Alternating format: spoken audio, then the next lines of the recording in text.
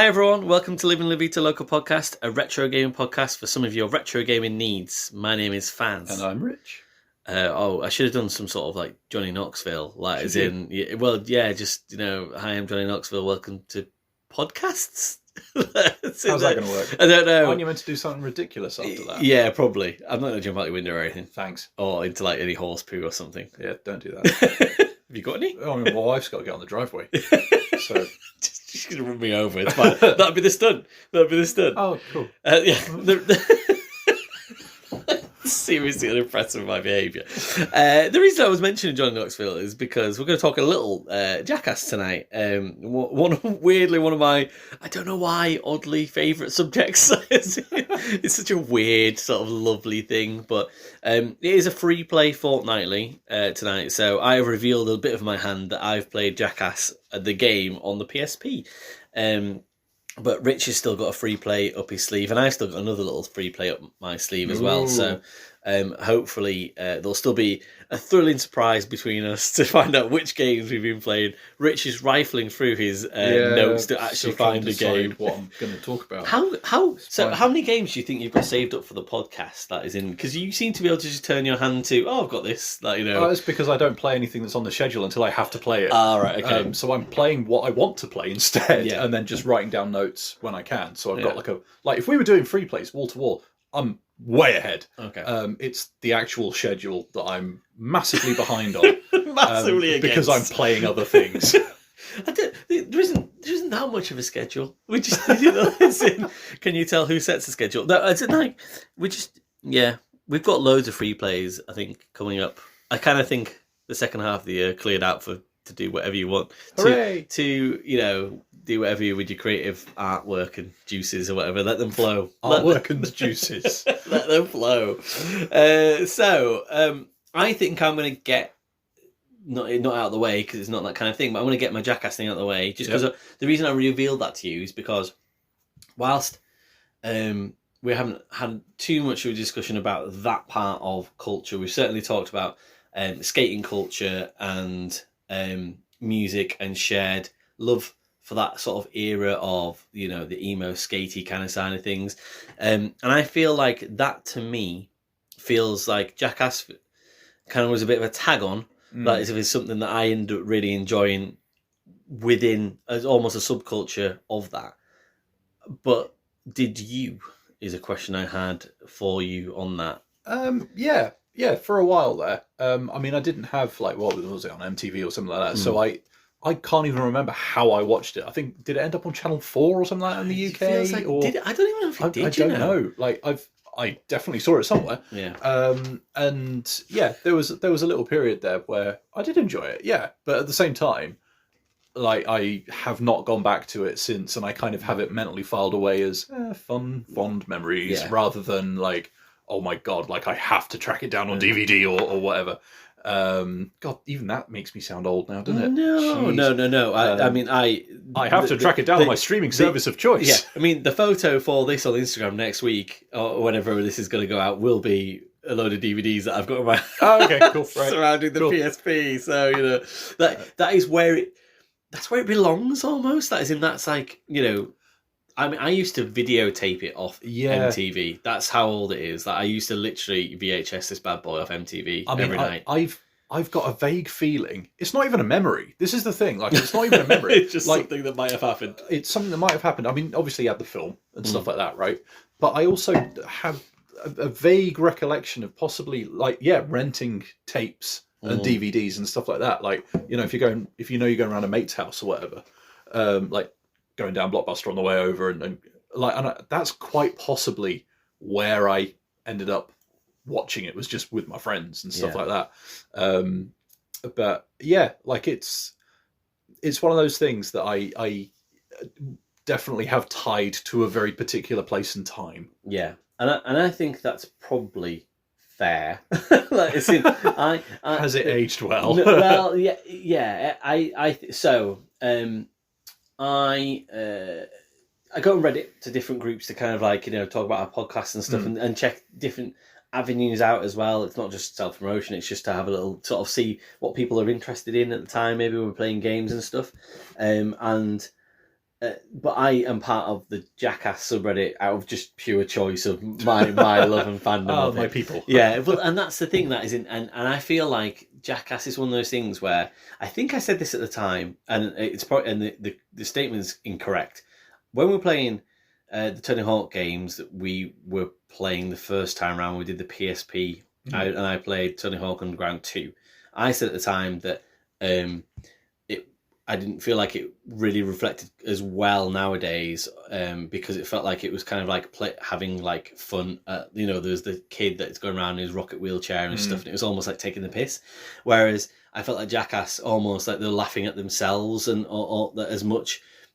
That's not true. That isn't. There's definitely, like, when you go back and watch it now. So I've watched the first and second DVDs and the series DVDs that are out, which unfortunately don't even have all of the content that were out on the TV series. And yeah, there is definitely some public, like, like harassment in so much that like when like Dave England's like on a bike and he's like got a fake baby and he flips it over, like, isn't, people are clearly horrified and shocked by that happening and stuff, like, isn't. So like, I take that back, that there is definitely a trigger happy TV-esque, that is, taking the piss out of people, but also there's definitely an overriding factor of like community and like, whilst so Sally, my wife, walked into the room and she was like, why the fuck is he stapling the word Jackass to his ass? And I was just like, and I couldn't stop giggling because I was like, it's so stupid. You're right. Like, what's like, it's like, yeah, it's dumb. It's just so stupid. People doing this, like, as in, and to kind of see that culture, I guess, grow into almost celebrity status. Like, they were like the first reality TV show people without it being a full-on fledged reality TV show, almost, in a way. Like, it was kind of around the same sort of time as Big Brother and things getting big, but Johnny Knoxville riding that all the way into the movies and WrestleMania or whatever it was. And that's and they became like sort of reality TV show. This couldn't exist anymore. Like, in this, it is a dinosaur of its era. Like, to think that you would just have somebody on TikTok nowadays or whatever doing the exact same thing, and they might get like 10,000 views, not become a complete cultural zeitgeist. Like, is in there. I would say that trailblazers. Then you put it like that, and I don't want to say that out loud, but I think they kind of were in a way. Like, you think about the Spike Jonze and Jeff Tremaine kind of driving and it, how social media's ended up going anyway. Yeah, exactly. And weirdly academic discussion about Jackass, and I definitely do think that there is something to the brotherly love that they all show each other and stuff. And a lot of my favourite stunts, like from the TV show, for example, like are the ones where they're supportive of each other, even in the most stupid situations. So, I mean, like, I'm thinking of things that I've again watched recently, but I was like, yeah, no, they're definitely sort of in my top 5 or whatever. Like, so, anything that Ryan Dunn, whenever he jumps over a shitty little creek or into some sewers or something, or like a crappy old bike clearly it's hilarious for everyone sitting there. They're like laughing at him, but also it's like, the support they're giving him while he's doing that. He's covered in shit and scratches and stuff. Like, it's just brilliant because they're just like, clearly, like, he's their brother and stuff, and that's become even more poignant after he passed away and everything. The high dive as well. So it's like literally just diving off the biggest diving board, but doing it in silly ways and stuff. Like, as in when Steve-O dives in on his stilts and stuff, and everyone's like, that is, you can see their reactions, like they're visibly like amazed, and like Bam's hanging off the edge of it, like backwards, like, as in, like with his fingertips and stuff, and you can clearly see everyone's eyes like, shit, that's fucking dangerous and that is so gnarly. But he does it, and everyone's like, wow, that's so brave, like, and stupid also. But they're all just clapping there and cheering on the sideline and stuff, and they're the kind of things that really remind me of the good times of Jackass, because you could sit there with your dumb little friends and it says don't try any of these things at home, and you really want to, but you kind of have appreciation of how, like, that you'll probably never get that moment back in your life again where you just sat around with your friends not having to do anything apart from watch Jackass together. that's your task for the evening. And probably the epitome for me is the loop. So basically it's the one where you've got Matt Hoffman and Tony Hawk and they're trying to do the loop around into remember that one. And And then Bam's doing it as well, and obviously he's like, learning. He's a young skater and stuff, like professional skater in his own right and everything. But you can tell that he's kind of like the one that's learning everything, and the support they're all giving each other, like, is in between these professional sort of at the top of their sport people coming down to hang out with the Jackass guys, and sort of and everyone just wants somebody to get around this loop. Do you know what I mean? It's just and no one wants anyone to get hurt or anything, and they're all just having a great time by the lake. Yeah, it's just like, and that's what it's all about. And yeah, that for whatever reason, so when I was watching it by myself the other night with a couple of beers, the shine's off. Like, it's in like not horrendously, but it's like clearly like I'm looking around the room and I'm just thinking, I need my buds here. Like, who else is laughing? Yeah, exactly. And it's like, so, but at the same time, like, I still found those golden moments in it where I was like, I can still feel that way about it and still feel like that love for it. One thing you mentioned, the movie as well. So 4 movies has been. Jesus. Yeah. So that's how up to date are you with Jackass? Oh, not very. So there's been 4 Clearly. movies. Yeah. It cost them $46 million to make. No. Yeah, exactly. 4 movies cost $46 million. And you think that the last one was it 2021? So it's not something like that. Yeah, Yeah, so it's quite. So I imagine just for inflation, it's almost like, so they all like about $11 million it cost to make each of these. So you can imagine not getting paid very much either. But then I imagine they work on pro bono for profit from those movies. Yeah. They made $356 million. What? I know, it's insane, isn't it? Really. So there's definitely like and all quite consistent in terms of how much they made. Do you know what I mean? Like, as in, so it wasn't as if one was like really well loved, like number 1. I think number 1 did make the most, but when you look at number 4, which has not got all the original cast in it, and it's obviously like 20 years later, and they're all getting a bit more old and stuff, that still made $80 million off Jeez. 10 million. Like, it's just like, so it's crazy. It's still a thing. It's still a thing. And I went to see that. Wrong game. No. They are in the wrong game, or they were anyway. So, and going back to that Reddit group as well, like, there's, you go back to that and you see people. The only thing that people kind of have the consistent argument about, and I understand why it happens and stuff, and it comes from a place of love, probably in both camps, is the Bam versus Jackass. Bam obviously being an addict and struggling and trying to come back, but not being able to get himself back where he needs to be and things. And it's interesting because we just spoke about Tony Hawk 3 and 4 last week, and he's a character in that. And you can see like a lot of people being like, yeah, Tony Hawk supported him trying to get back on his feet and stuff. But then you see a lot of things I see stuff, you don't know how much of it is true, but you see it on social media where there's a clip being played around by, Phil Majera, and he's obviously really distraught about how his son's turned out and everything. And it's super sad that there will have been quite a lot of substance abuse from these chaps and stuff to get through things and things like that. And that makes me sad because I feel like I've probably contributed to that by buying into their lifestyle and everything. But then also, would they have what they have? I mean, Steve was working in the circus. Do you know what I mean? Now he tours the world and does, like a stage show of people and stuff. Like, as in, he probably wouldn't swap, like the things he's gone through, to be where he is now. And it's a difficult one where I always feel a bit weird about, like, how much have I fed into that culture, the negative side of it, without meaning to.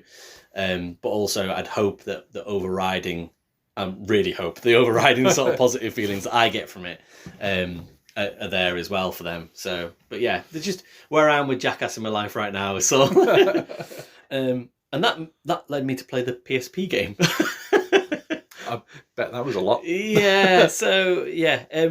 So it released in 2007 on the PlayStation 2 and the PSP, and it was designed by a game developer company called City, I think it's called, and they're like from New Zealand, and they're literally only like really made like, I think the biggest hits they had were like the rugby league challenge games on like the PSP. Oh, right. Yeah, it's just like proper small company and stuff. But forebodingly enough, Bam wasn't involved in that either because of his Activision contract. Like, because he was contracted to Tony Hawk games and stuff, so actually he couldn't be in the Jackass games in terms of his character and or his voice acting work either. So it was just interesting. But then, even then, in 2007, they all did all their own voice acting work for the PSP game and the PS2 game, which is like, fair play. Yeah, I guess by that point they probably had the second movie out, I think, and so they'd kind of become quite big, but they still remembered, oh yeah, we'll still do our voice acting for these games as well, because, you know, it's a positive thing that they did that, really. So I wouldn't think you get that very often in, you know, a lot of media where it's like, you know, I guess, you know, you wouldn't get many people who do acting in TV or something, or movies, and then go on to do their sort of voicing for video games. Maybe change a little bit nowadays. Now I'm saying that sentence out loud, but yeah, the general gist of this is that basically Jeff Tremaine, quote, the director, injures his vagina, and he's asked to step up, and you are asked to step up to direct Jackass's new season.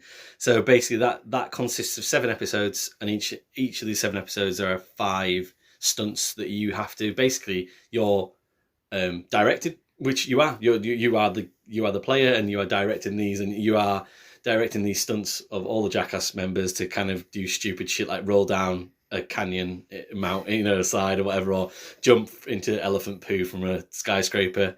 My personal favourite is the Wee tattoo, where Wee Man sits on one of the small little aeroplane toy things you get outside shops, and is moving up and down while you're tattooing his back, like, which is just so much fun, because it's like it's a novel idea, and clearly these I say clearly, all of these stunts had input from the Jackass members themselves as well. So these are all obviously things that they would love to do, but they can't actually do in real life. So therefore, you know, or they wouldn't want to do that. So it was good because it basically, you could tell it came from a point of, it was framed like a Jackass TV show, and had all of the right trimmings in terms of all the music, all the official licensed music they had, like CKY and things, and you could tell that the stunts were made by people thinking, this is how we make a stunt. So it wasn't as if like a game developer just came along and went, oh, this will be a fun Jackass game. It was fully, you know, integrated with the idea of it, which actually helps it a lot. In terms of what you actually do in the game, it's just a bunch of mini games basically, and they're not challenging at all. That is in there. They are so there is one out of all the 35 games that I was fucking stuck on, which is what was it? Explosive juggling, I think it is, where they throw juggling balls to Wee Man, and then they throw in, this is exactly why you couldn't do it, they throw in grenades, like this, for example, and you've got to juggle them, and the detection of the pattern you had to hit them up in the air with was super difficult. So all the rest of these, I breezed through them dead easy on the normal setting. Like, as in that one, I got stuck on for like 20 minutes, and I was like, fucking hell, like, as in there, I got so frustrated. That was almost a PSP across the room moment. I was like, ah! Especially given how easy the rest of it had been. It just seems completely out of kilter, and I think it just wasn't well made. But yeah, it's really well presented, like I say, in terms of it being feeling and having that Jackass feel. And another thing that the PSP had exclusively, rather than the PS2 version, was that you can, I don't know why you'd want to do this, but you can kind of save the episode almost like you've directed it, and clip it together in certain ways, and then send it to your friends via Wi-Fi. Hey! So the most pointless thing, most superfluous sort of thing you could think of, but it was there. There's an option. And you kind of get collectibles as you earn points. So, for example, it might be that you are a human, what is the word? Slingshot, and you have to, like, it'll say, right, you have to hit the greenhouse for 5,000 points. You land in the pool, it's 5,000 points. You hit the kid on the bike as he's passing by on the bike, you know, down the block or whatever, 5,000 points. Those kind of little things that you do.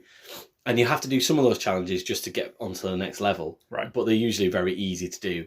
And then you can do 5 challenges, for example, to get more points, and they get progressively harder. So to actually pass to get to the next stunt, it's dead easy, apart from that one.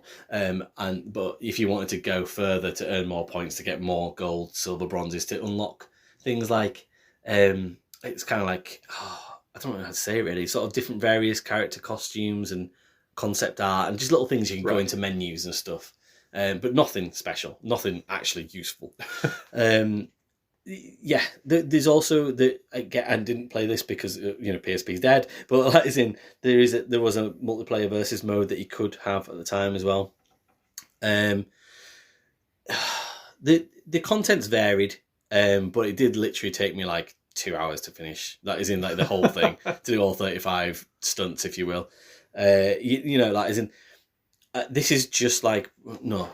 I'd say that'd be too damning on Jackass for me nowadays. But this is a bit like Jackass nowadays, where you can just sort of like feel like the shine's completely off this game. Like, as in, it just feels like it's super low budget and low caliber, but it's a usable game engine. The mini games are basic, and the gameplay is unchallenging. This all sounds really damning, and it is. But it definitely gets points for being, like I said before, integrated into that Jackass world. Like, as in, where they've thought about everything and they've put the characters in it, put the voice acting into it, put the music into it. Like, you are playing Jackass. And it's worth it for that. Do you know what I mean? Like, it's good that is the case. I can't recommend it as a game, though. That is in, it's probably, I think, back when this came out, this would have been one of those games of like, oh yeah, actually, it's all right for, maybe 6, 7 out of 10. I think nowadays, going back to it, it's not worth your time. Just go and watch Jackass instead. Like, as in, so I'd say, it's probably one of those things where it's not definitely on the right side of recommendation, but it's not horrendous either. Like, as in, I didn't hate my 2 hours with it. So I know I told you about this free play, but you can score that however you will out of that. I think that's probably going in about a 3. Yeah. And I think those 3 points are for that use of the license. To be honest, and that is exactly what I kind of had down in my notes. Really, the right vibe and ethos is what. yeah, I get that. Part of me was kind of tempted to give it a 2, but that feels too harsh somehow. Like, at least the use of the license has had some thought put into it, clearly. Yeah. The mini games weren't boring. But it's just a lot of dodgems on rooftops, like, kind of thing. Where it's just like every single thing's the exact sort of like, that this will be over in 3 minutes time situation, and if it's pretty unchallenging, so you probably won't have to do it again. It almost sounds kind of like the gaming equivalent of chewing gum. Where it's just sort of like, it's fine for a couple of minutes. It's kind of there. Yeah, it does a job, and then it's just like, right, well, we'll kind of move on from that, won't we? But that was kind of my 20 minutes of just waxing lyrical about my love for Jackass, and almost that now just my respect for where it achieved. Yeah, exactly. Yeah, almost like a bit of a, it'll never be everybody's cup of tea, and I don't even still know if my parents know what it is. Like, what I'm recording off MTV. But yeah, it meant a lot to me, and it still means something to me now, even if it's not the same thing. So, dude, nice. sort us out with. I will.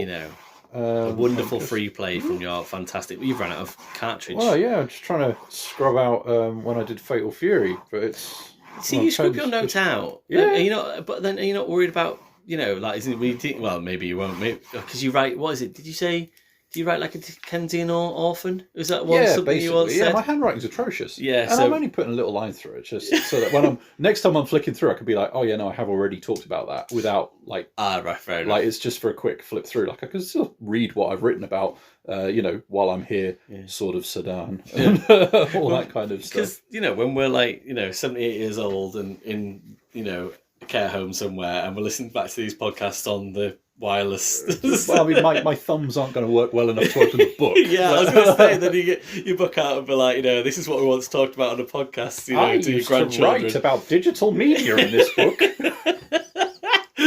What's a Jackass? I could have typed it up, but no. No, such a ponce. Right, okay. You said it. That's awful. That's all right, I know it. Sega bass fishing is what I have for you. That's how you start a sentence. Fucking hell. Yep. So, this was up on Steam, and has unfortunately been delisted, I believe, from Steam. Wow. So, if you've got it, well done. If not, well, I mean, they the powers that be at Sega delisted a load of like Dreamcast era thing. I mean, a load of like 4 Dreamcast era games, which for me personally felt like a cue for like maybe start dreaming about a collection. I mean, whether or not that'll happen, I don't know. But we've had so many Mega Drive collections. I would bloody love like a Sega Saturn collection, Master System collection, Dreamcast collection. Like the Sega ages of. Yeah. I think they should get on it. Do you think it's an emulation thing? Do you think it's just because so many people use like Flycast or whatever it's called? They just go, well. I mean, for me personally, it feels like you're leaving money on the table, not doing stuff like that. Because surely it can't be that difficult to stick a collection of some description together, especially when you've made I would love it. Mega Drive collections and stuff. Like, you know what it entails. Saturn and Dreamcast are like the part that I want to integrate with my gaming more, and don't really have a way to do that without doing an emulation. Do you know what I mean? Exactly. So I think there's definitely something to be said for doing it, and I think chief among them would be your kind of Daytonas of the world, your Sega Rally. Let's have more of that, please. Yes, but also, I think there is room for Sega bass fishing. I am not a fishing person. I have no great fishing ponce. no great love of it. No great urge to try it. And yet,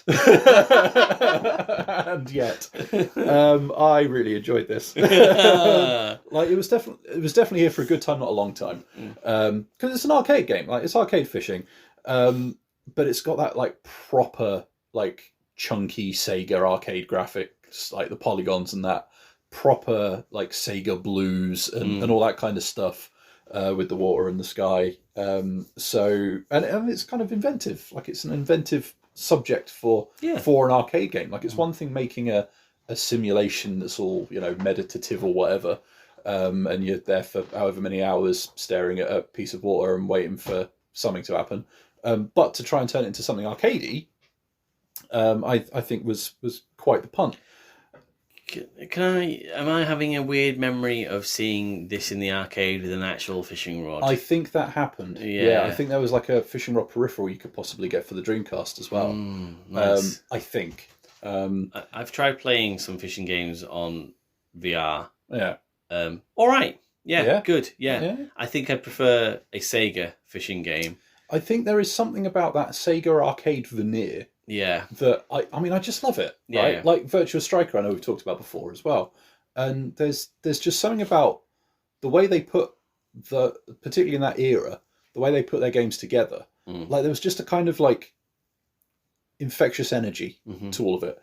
So case in point, in fact, first note I've got at the top here, quote, "Enjoy your fishing." And it's just like, you know what? You don't get things like that enough in games now, where it's just this like little earnest, like, we're glad you're spending time with us kind of message. I bet if you said you were going to go out fishing, to be honest, she would say that exact sentence to you as you were leaving the door. I don't know. I mean, she might if I asked her nicely.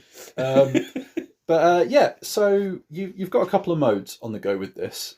So your arcade mode, you've got to try and catch a minimum amount of fish in sort of weight terms in 2 minutes, and you kind of get a time bonus for different sizes. The Crazy Taxi of the fishing world. Basically, yes. Yeah, not far off at all.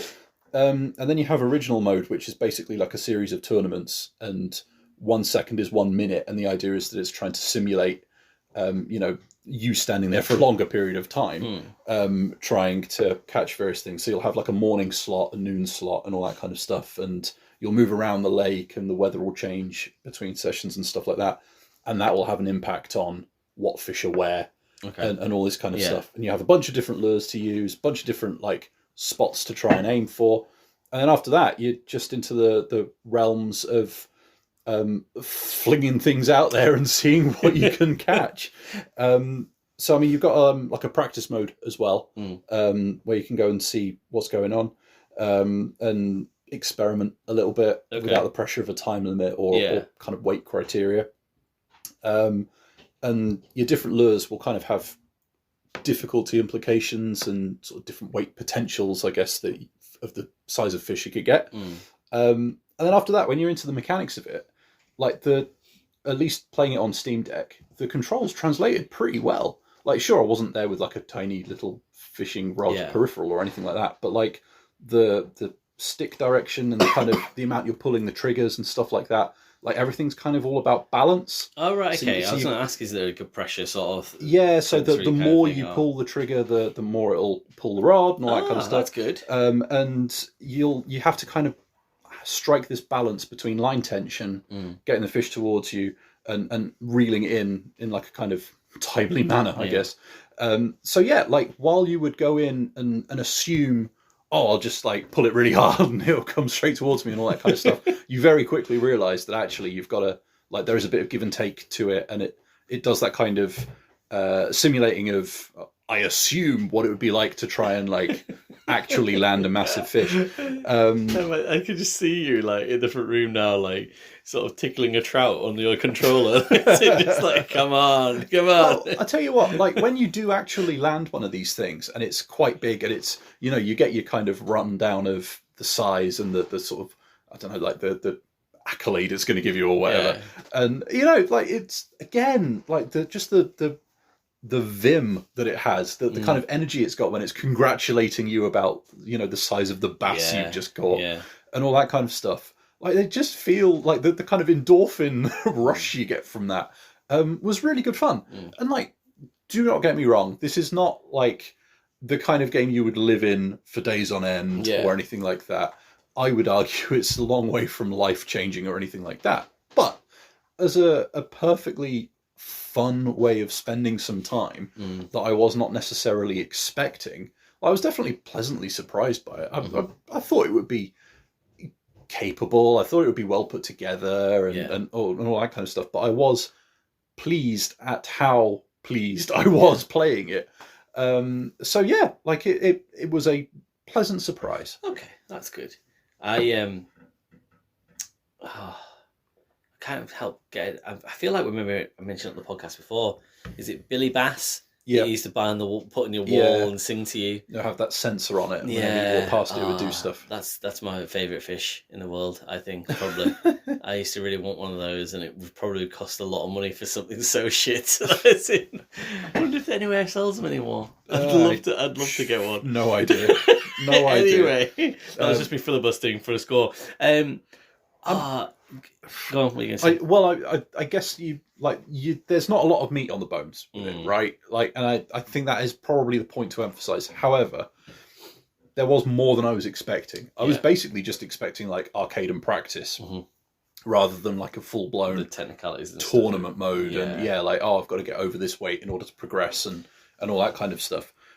Which, you know, full disclosure, I was terrible at. Because I'm crap at fishing, it turns out. But even Sega fishing, but it was kind of fun just for, you know, a few hours wading in and just seeing what I could do, and it just looks pretty. It's really striking colours. It sounds just like the same sort of Wii Sports, Everybody's Golf, the thing that just hits your sweet tooth like right on the end and zings through you, and you're like, but it feels great. It's a good like kind of gaming palate cleanser. Yeah. And that's good. Yeah, that's a really nice way of putting it. Yeah, like I wouldn't sit there and like session it. Yeah. But to dip into for, I don't know, 20 minutes or whatever, or even for just a couple of minutes between things. Yeah. I think it's got a place. Like I say, a good time, not a long time. Yeah. But you know, it was good. Okay. 6 out of 10. I'd take that. Yeah. I would take that.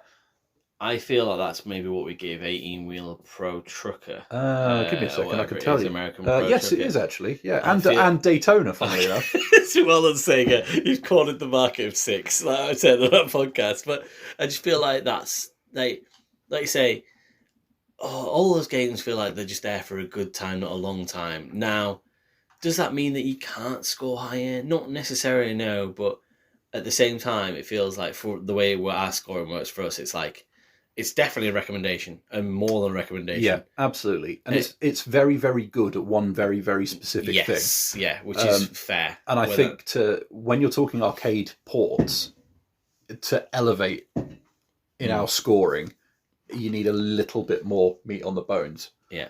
A little bit. Okay. Case in point, Sega Rally on the sand, 7 out of 10. Yeah. But I mean, that's, as far as I'm concerned, that is a seminal arcade game, and I will fight anybody that says otherwise. But yeah, like it's good. It's very good. It is still fishing. Yeah, it is still fishing. You know, no disrespect to anybody that loves fishing, but it is fishing.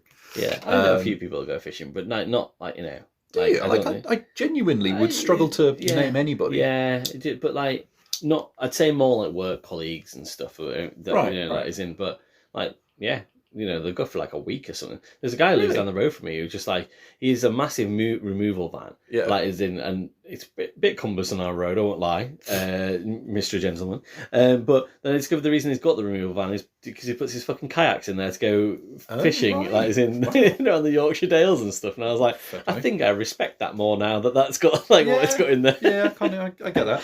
And he talked to me one day about it for like ages. It was so effusive, and I was like, I didn't ask him, but I was like, actually, it is quite interesting what you're saying. And I was like, probably stood there for about 15 minutes on this conversation about fishing, and I've never fished in my life. But, yeah.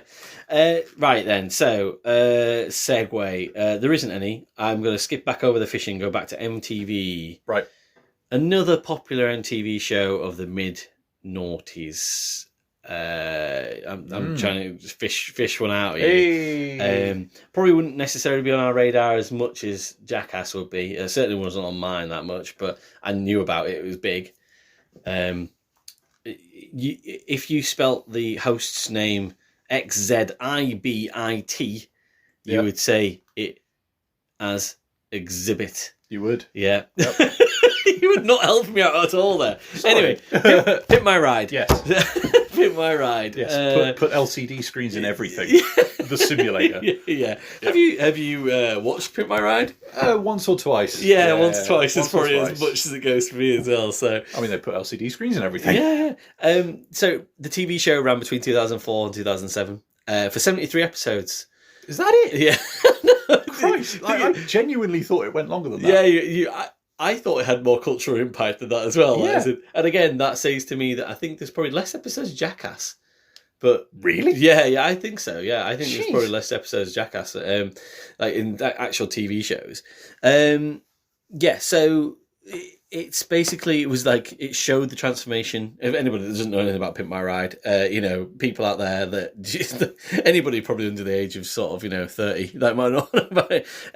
So they transform cars from like of local people, like from beat up messes into these absolutely swaggy, like crazy ass like machines that is this how you corner the market on explaining outdated cultural references? Honestly, but the thing is, like, and no one, this is like a big thing, like, a couple of years ago, apparently, so everyone thought it was quite true to life, but actually it turns out, as now I kind of squint my eyes and think, yeah, it probably was really staged and fake. No. So, yeah. Oh. Yeah, it wasn't as true to life as you wanted it to be. But it has come back recently on Netflix, but there's something called Resurrected Rides, probably because it just wanted to drop the moniker Pimp My Ride. So last year, actually, I just found podcast research. I'm not fucking seeing it, but there you go, it is back. So I played the PSP port of the Pimp My Ride game from NTV Games and Activision. It was a PS2, Xbox 360, on the Wii and PSP as well.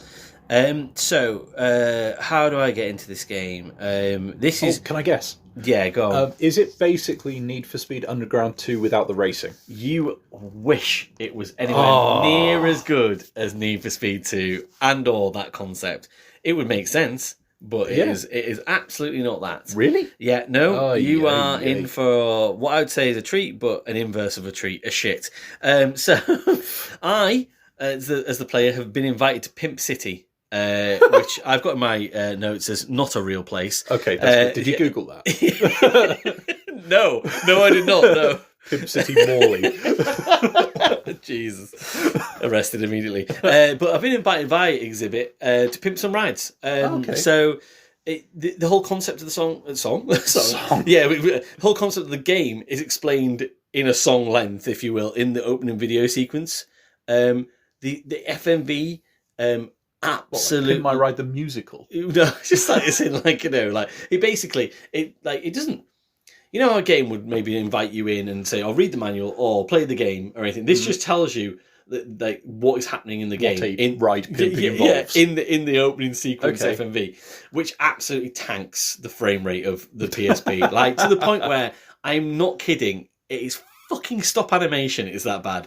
Exhibit looks pretty good himself in the foreground, Right. but there's like cars trying to drive behind him along this road, and it just going nah, nah, nah. Is it like watching a slideshow? It's ridiculous. That is it. But it's life affirming stuff. I'm there to change people's lives. I'm there to technically accurate. I've arrived in Pimp City, like You have pimp car Jesus, like to help out, and it's a positive start. You feel like it's going to be a fun experience. Then it gets even better for a second. Yeah. Your phone rings. Ooh. Classic Nokia ringtone. Excellent. Nice. Nice. Again, Trigger Happy TV. Back to them again. You can't beat that. Like, as in, that's the kind of thing that it's an icon for a reason. Yeah, exactly. You definitely heard that in your sleep back in like 2003. So where does it go from there? So the idea is that you drive around Pimp City gaining money so that you can pay to pimp somebody's ride. Right. You do this one very slow, boring, shitty, arduous mission at a time. So the missions that you can do to earn your cash. When I say missions, like Quote unquote. heavy inverted commas, yeah. You collect an arbitrary floating coin that's just like around. Right. So there's this like basically the empty, soulless city that. Yes, it's got some cars on the roads. Does nobody want a Pimp City postcode? Yeah. I wonder why. Dripping with ooze. I'm just like, but so there are people. When I say people around, there are cars around. There's no humans on the street. Apart from, so you can earn money by going to the arbitrary coin, and then you get money for it. You can cruise past, inverted commas, a crowd. 4 people stood behind a barrier, and you press 3 buttons in a rhythm, and you earn money for that. I mean, I suppose 3's a crowd, so yeah, well, 4 is a crowd plus 1. Yeah, there was a crowd of rhythm buttons for 3 of them as well. So a very basic, easy thing to do. Right. So you have to do that a couple of times to get a little bit of money. You can ghost ride your car. So basically, your character gets out the car like the We Buy Any Car dude, and basically you ghost ride it, but you do that again by just pressing a few buttons in rhythm, and that earns you money. Right. The soundtrack's okay. There's like, as in there is licensed rap music that is quite good.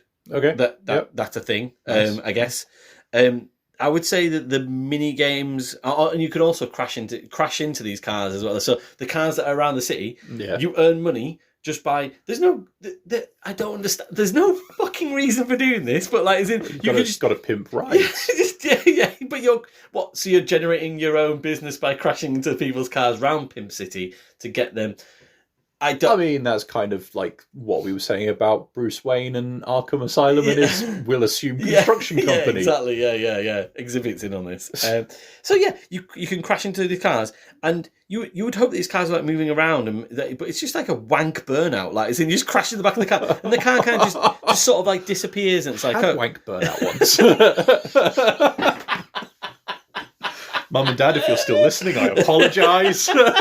But the joke was right there. It was there for the taking. I don't apologise for that. It was wonderful. And they just are. These mini games are. So I talked about the Jackass mini games before, and I said that they weren't anything great compared to this. They were fucking poetry. Like, these are the lowest form of mini games, if you will. Like, as in that just press a couple of buttons to earn some cash. So you've earned some money. Yep. You've earned the right amount of cash. Roamed Pimp City. Exactly. Yep. You've roamed Pimp City, and then Exhibit says to you on your blower, you've got 2 minutes to drive to where the customer is. Oh. Arbitrary. Just an arbitrary timed race mission to get to this fucking customer. No reason given. You get to the customer. They are the most rote. Oh my God! Exhibit's on my front doorstep. Oh, thank you so much for coming to pimp my car. That's a lot. That was good. That was bob on. It's just like, honestly, it's like, oh, like, it's in freaks you out. Did you actually do the voice acting for this game? Yeah, maybe. It's a weird time in my life. So then this is a kind of a cutscene with that, and then you basically, it'll sort of say, right, here's this person. this is what they, like hint. This is what they like about their car. They want a fucking toaster under the seat. They like LCD screens. Yeah, exactly. Like, oh, this person's a DJ, so they might want the vinyl put in and stuff like that. It's just like, right, okay, fine. Then the game shifts again into this weird situation where, again, time for 2 minutes for no fucking reason whatsoever. You are racing against an unfaced, unknown competitor, right, who are also going around town at the same time to go to tune-up shops to do little mini games. Again, these shitty little mini games where it's like press square, X circle to get these symbols to drop down an exhaust pipe, right, the image, and then you then earn the right to buy the upgrades for the car. But all you need to do is just pick the upgrades that cost the most money, and then you get like a ranking against these competitors. Right. So in 2 minutes, you have to have bought as many things as you possibly can around Pimp City for your car, and also have made sure you've bought the right thing for them. But the right thing is usually the thing you pay the most money for, but the money's a really arbitrary thing because the thing that costs the most money costs fuck all. And then you win. You've pimped someone's ride. 2 minutes to pimp. Yeah. So that process probably took me, for this one person, probably took me about 45 minutes, I think. Really? I then looked up how many other times you're meant to do this before you complete the game. Yeah. 15 more times. You're meant to pimp 15 rides to complete Pimp My Ride on the PSP. That's quite a few. Especially considering the graphics are like Driver 2 level. The frame rate shit, the car handling shit.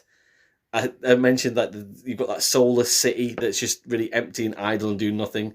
The collision detection is like the Minecraft movie. Like, it's just like, honestly, and worst of all is that apart from a little bit of good rap music in the background, there are no real references or cool references or anything to Pimp My Ride the show, which you would hope that would be the thing that would maybe sell it. It's got nothing to do with Pimp My Ride necessarily, apart from the part where you pimp the ride, which tells you what to do, and then you race against time arbitrarily for no fucking reason. I mean, even then, you're kind of not really pimping the ride, are you? You're kind of paying other people to pimp it and subcontracting as a subcontractor. And you've almost been told what to do as that subcontractor. I don't know.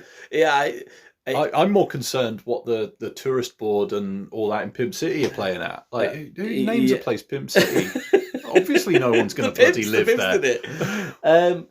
I think I could have coded this video game. You reckon? Yeah, I think I genuinely could have. I think probably would have made a better game. I think if someone taught me how to code, I think I could make Pimp My Ride. You two could build Pimp City. Yeah. I kind of want to see it happen now. I kind of want to see the Fazz version of Pimp My Ride. Some part of my life to doing this? Like, internet, help me out here. Like, who wants to see it? Yeah, honestly, people of the internet, tell him you want to see it. It is this game is mostly just desolate. Just that is the best Much way. like Pimp City. Yeah. Just I honestly exhibit. It started off so nicely. Like, come and save these people and help them. And here's the nice ringtone. And here's the terrible frame rates. It's not the absolute worst game that I've ever played, but it's not far away. Like, as in, it is. Yeah. The Nokia ringtone saves it a little bit. That's all I can say.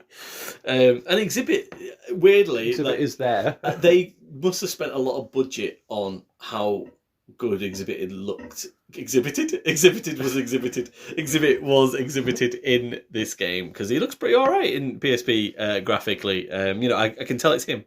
With the fucking tanking frame rates and shit gameplay. Oh God, I'm struggling to breathe after that. Do you feel better? No, that's fair enough. I feel like I've been in Pimp City and someone's touched me. Right. So I've put that on the spreadsheet as 1 out of 10. I think it was lucky, frankly. I think the Nokia ringtone is doing a lot of the heavy lifting in that 1 out of 10. As it did in the early 2000s, so it's fine. It's okay. Yeah, I had it as 1 out of 10, so that's worked out pretty all right. So yeah, I think we were pretty accurate with our free play scores there. We weren't too bad. So it's funny because then I look back at my Jackass score that we give it 3 out of 10, and I'm like, I should have been like a 9 compared to that game. Like, but most things should be 9 out of 10 compared to that game by the sound of it. so angry. Like even. I mean, it sounds awful. The worst hour of video gaming this year for me by a country mile. Like so, you know what a thief of my time. Yeah, the exhibit is. Like I should write him a letter. Let's never go to Pimp City. Yeah, that'd be so out of context, wouldn't it? Be like, is it like boycott Pimp City? Dear exhibit, I politely decline your invitation to go back to Pimp City. In the year of ALOT 2025, I've been playing the Pimp My Ride PSP game. Imagine my surprise when it was bloody awful. Yeah. You shithouse. Bye. Right. Okay. Well, I think on that note of sheer positivity, thanks very much for listening, guys, and we will speak to you again soon. Cheers.